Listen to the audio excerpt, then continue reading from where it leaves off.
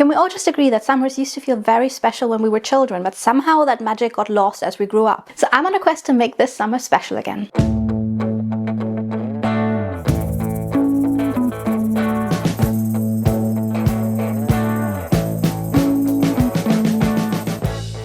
I feel like I always look at Ghibli movies and they capture the summer atmosphere so perfectly, and it's exactly what I want in real life. But how do we actually get there?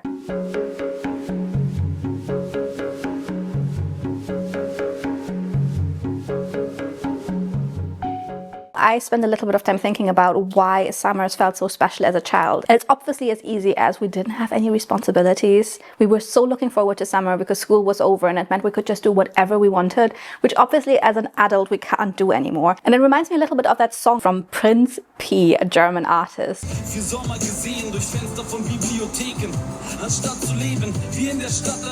Translated, he basically said, we saw a lot of summers through the windows of university libraries, which feels so what is happening currently. Like, we're all working all the time and we see the summer outside, but we can't actually participate. And as a child, everything was just new. I mean, your parents took you on vacation somewhere you've never been before and you went there and everything was just so fascinating. So the novelty is just completely gone about summer. Even if you went somewhere new, you've probably researched it a lot and you've done all the planning, not your parents. So you already know what you're getting into as you're arriving there. So I want to break the cycle of sitting at my laptop and staring outside at the summer that is passing and dreading summer because it's been the season that I've been not really enjoying because of the heat since forever. I want to get a Ghibli summer. I want summer to be something special again. So I have been thinking about things to do that will make my summer special. And I thought maybe you want to come along and get some inspiration to make your summer special as well.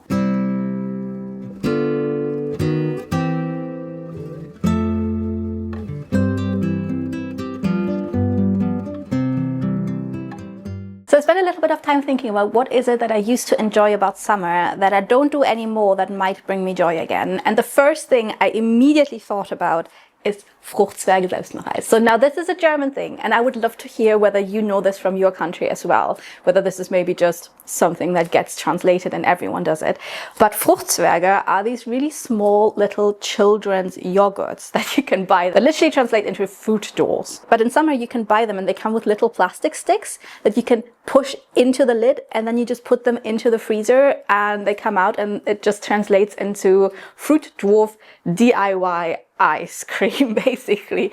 So you just have yogurt frozen and it doesn't even taste that great. It like becomes very crystally because there's so much water in it, but it is the best thing in the world and it is something that we used to always do. So let's take a look at what I've just made. This is my British version of the German Fruchtzwerg.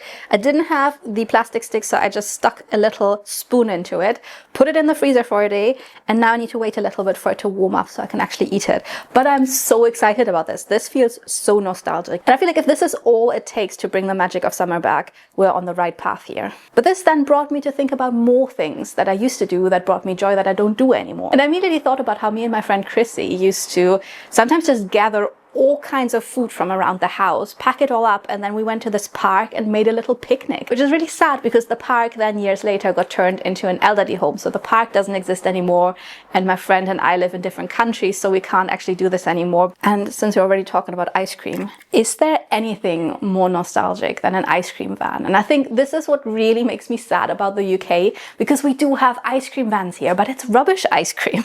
So they just have like the Mr. Whippy ice cream, which is just like a vanilla type soft serve. But in Germany we used to have ice cream vans and they would drive around and they'd be from the local gelato place, so like a proper Italian ice cream, and you'd be able to get your favorite flavors there as well. So I am a hazelnut girl and I love eating any kind of nutty ice cream. So they'd just be driving around the neighborhood and they'd always stop right behind the backyard of my parents' house. So you'd hear the music and you'd be like, oh, there's ice cream. And I'm actually so nostalgic about that. I want ice cream vans back. And in the village we used to live, there would be an ice cream van and I would sometimes hear it, but I'd never see it. So Jack and I have made a tradition out of trying as many ice cream places around Scotland as possible. So far, Novita in Partick in Glasgow is by far the best ice cream place, but we will continue trying more ones. And this has become our little tradition as well. I'm just a sucker for ice cream. I absolutely love it.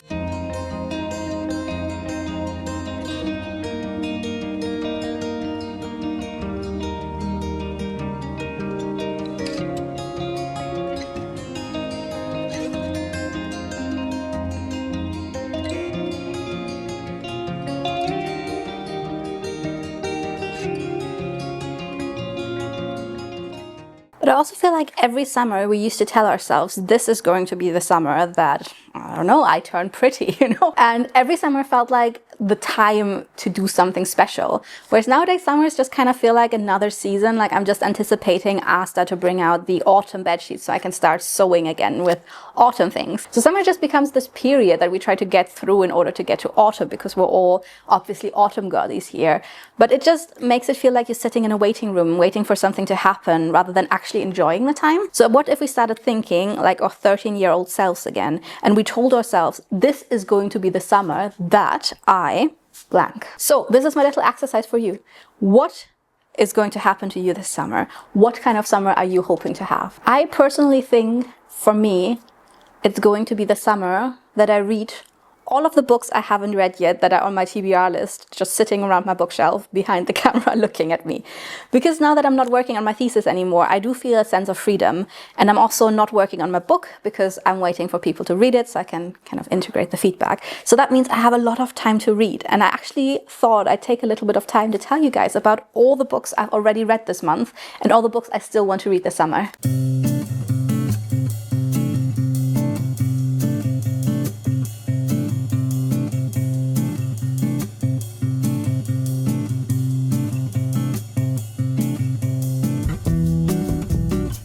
Welcome to my library. I'm very excited to tell you all about the books I've read because I love talking about books. This is like my favorite pastime. I feel like when I talk to people at work or just generally in real life, I just try to figure out what books they read. And then once I learn they read romantasy as well, I'm like, this is amazing. I will just talk to you about books and nothing else because I'm horrible at socializing and books are a common ground here. I will tell you exactly what I've read.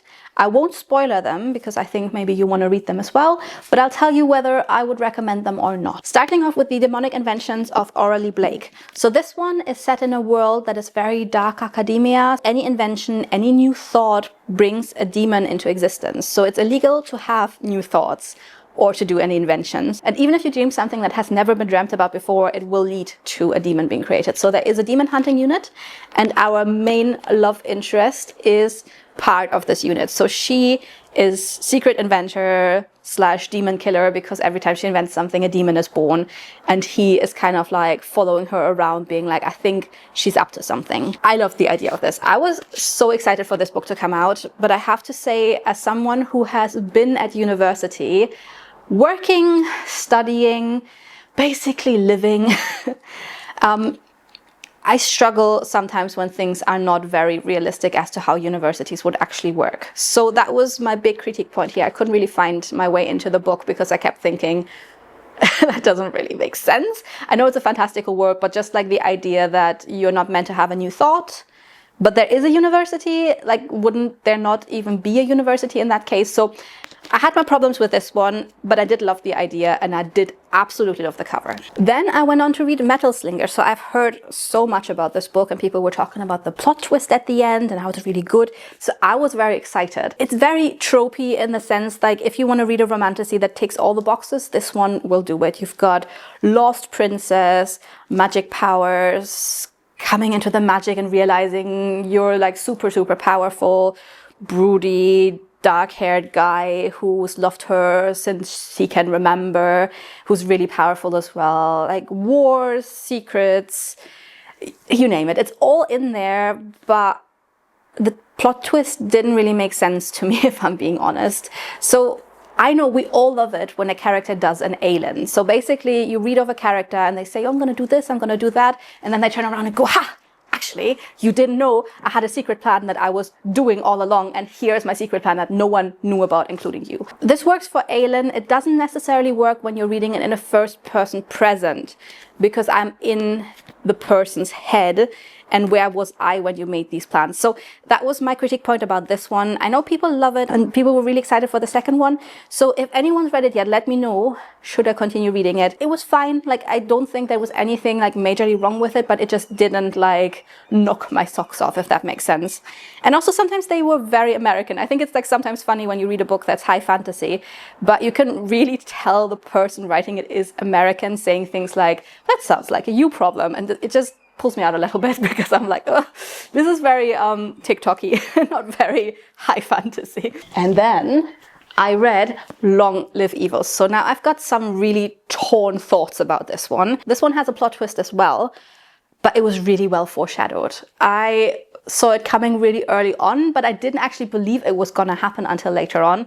But I loved that, like, in one of the first kind of like interactions, you could tell this was well foreshadowed, and I love that. So in this story, we've got a girl who's like dying of cancer, and then this magic woman appears and goes, you can be transported into your favorite book series, and if you fulfill a task there, you can wake up in real life and be healed.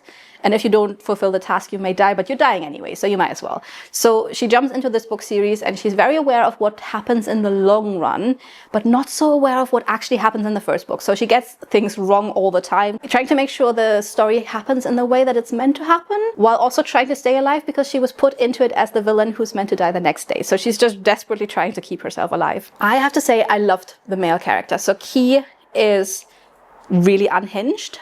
Absolutely crazy, because I feel like often nowadays male characters are just a carbon copy of Reese. So it was really refreshing to have a character that's so different to any other character I've ever read. He read a little bit like young Will Herondale before he met Tessa, if Will genuinely had no conscience at all. And I love that. Like, a lot of things Key said make me laugh, and I just really appreciated that. Didn't love the writing. I was really confused half of the time as to who was actually talking. So it was a lot of like quote, quote, quote, without telling me this person said that, and it's multiple people in the room. So I'm like, who's actually speaking now? Yeah, so a bit torn on this one. Thought it was setting up for an amazing second book that had kind of like the dynamic of Jude and Karen in Cruel Prince, which I loved. So I immediately started reading a second one. It didn't deliver. That's all I'm saying. I'm not going to go too much into detail because I don't want to tell you about the plot twist that happens at the end, and I can't really tell you what happens in this one without talking about it. So I'm just saying I thought this one was setting up for an amazing second book, but this one was actually worse than the first one. So I was really disappointed because there was so much potential. I know the third one's coming out as well, and people are talking about it and saying it might be, you know, better than the second one. What do we think? I don't know. I was just really disappointed because the first one set up such an amazing storyline that then didn't really follow through. So you can tell I have read 4 books that I was kind of about. I just always have these huge hopes. I just feel like I want to read something that's absolutely groundbreaking and that will stay with me even after I've read it. So then I read something that was different to what I had read before. It was set in the real world, which I don't normally do. I mean, I guess Long Live Evil came from the real world as well, but I'm just a high fantasy girly. Like, don't talk to me about places that actually exist. But when I was at the bookshop at Edinburgh Airport, there was a really, really lovely assistant there. I was chatting to him about different fantasy books, and he said, actually, I think you should read this one. And I was like, you are a lovely person, and I trust you with my life, so I will buy this book. It's Our Infinite Fates. This one is about Evelyn and Arden, and they keep getting reborn, and on their 18th birthday, Arden kills Evelyn, or sometimes Evelyn kills Arden, but it's basically a curse. She's never managed to live past 18, and throughout her next life, she then starts to remember her past lives and just keeps wondering, why is this happening? Why does Arden keep coming for me and keep killing me? Like, what is this about? So this one feels a little bit like the third book of Fallen, if you guys remember Fallen, you know, the adaptation with Jeremy Irvin, the whole angels in a psychiatry. Like, feels like a bit of a fever dream. But that had a similar storyline where they had all of these past lives. Actually really funny at times. So in Evelyn's current life, she lives in Wales and she's got a little sister who's got cancer. I feel like a lot of books about people having cancer. But her sister needs this bone marrow transfer, and it's scheduled a few days after her 18th birthday. So she's just like, no, Arden, we're not doing this. You're not killing me before I can save my sister. So that's like the whole plot of the book. That this time she's like, no, you're going to wait to kill me until after my 18th birthday. So she's desperately looking for Arden. She's like, where is he? Because he gets born again into different bodies. So she never really knows what he's going to look like, which gender he's going to be. She starts accusing someone else of being Arden, and it's kind of funny, but then also it feels really meaningful the way they've been stuck together and what they've gone through and all of the lives they've lived. And even though this is a relatively short book, I actually read this in like 24 hours, it stuck with me. It really left me feeling like I had read a story that changed me. So this one, I highly recommend. I thought this was really nice and just a fresh idea. And I'm also an absolute sucker for star-crossed lovers. So this one I really enjoyed. But obviously summer is not over and I still have a lot of books I want to read. So let me show you the ones I still have on my reading list. This is actually just the sleeve because the actual book lies on the table and I'm lazy. But I'm currently reading The Everlasting by Alex E. Harrow. So this one I mainly picked up because in my own book I'm talking about the everlasting. So it feels like a canon event for every single author. When you put a book out, suddenly a bigger book comes out that uses something that sounds similar and you just go, oh great, now everyone's gonna think I just copied that. Like for Weißblütig, my book series that I wrote when I was like 18, just as I published that, Red Queen came out, and both books, mine and Red Queen, were based on the idea that blood colors determined like the class of society you were in. And I was like, oh, great. It felt like a quest for me to just read this, to understand whether there's any overlap. So far, I'm really enjoying it. I love that it has a really good academic tone that is believable, and it's really well written. What can I say? So this one I'm so far really enjoying and I'm looking forward to telling you about it one day. What else do I have to read? Oh, there's so many books here. 2 books on my TBR are Spark of the Everflame and A Natural History of Dragons. So 2 very different books. This one's more academic toned. I have read into it. It is kind of like the book that I see myself reading on a field while having a picnic. So this one is not like the page gripping romantasy, I need to know what's happening, my toes are curling type book, but it's actually really peaceful to read. And this one I know is a big series that people keep talking about, so I really want to read this. Just haven't had the chance yet, so maybe one day I will pick this up very soon. And then I have another book over here, Better in Black by Cassandra Clare. So this one I'm really excited about. I haven't picked it up yet because I tend to go through weird stages when reading about Will Herondale, where I usually tend to fall into like a sad state where I go, I cannot believe I live in a world in which Will Herondale doesn't actually exist, which is, I know. But so I'm really looking forward to this one. I think it has a short story about Will and Tessa on their honeymoon. And wait, I don't think I've told you this yet. Oh my god, I have to tell you this. So this actually made my summer. Before I handed in my PhD thesis, I posted a story on Instagram where I was talking about how I managed to get a Will Herondale quote into my thesis. So that's where he says, there are always those who stay vigilant and seek the truth rather than easy answers. It's the very first thing in my thesis after the title page. And I quoted it in such a way that Cassandra Clare's book ended up in my references at the end with all the academic references. So I thought that was really cheeky. Posted about it on Instagram and tagged Cassandra Clare. She saw it, reposted it, and said Will would be thrilled.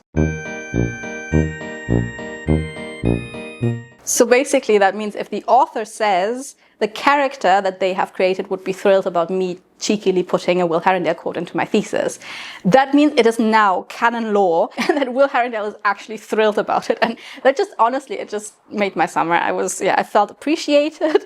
I felt like Will Herondale finally, after me being obsessed with him for like 15 years, has noticed me. Yeah, so that was really special to me. So really looking forward to reading about his honeymoon with Tessa.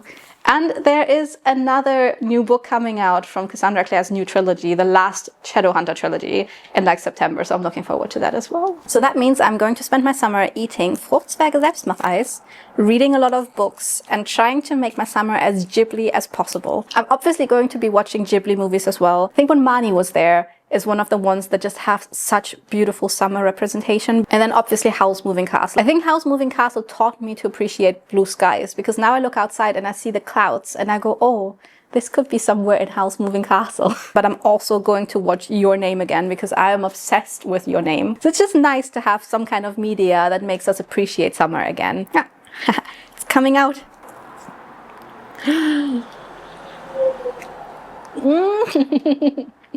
Why does this make me so happy? This just tastes like childhood. So all it really takes to make summer special again is trying to pick up the things that we used to enjoy as children and trying to integrate them into our very unromantic adult lives. And I would absolutely love to hear what it is that you would like to do this summer that will make it feel special again. What are things you enjoyed as a child that you don't do anymore that you think you should be doing again? I think this is the time to now think about these things and trying to just pick up a few things here and there, you know? Like, we're all busy, we don't really have time to do a lot of things every day, but maybe if all it takes is having a little yogurt on a stick to make your summer special again, this is the time to try it. So I know this isn't the normal video I do, but there will be sewing again for the next video. I'm going to France very soon and it's super hot in in France currently, so I'm a little bit worried about it. So I am going to make the 2026 sailor dress, and it's not going to be cursed this time, hopefully.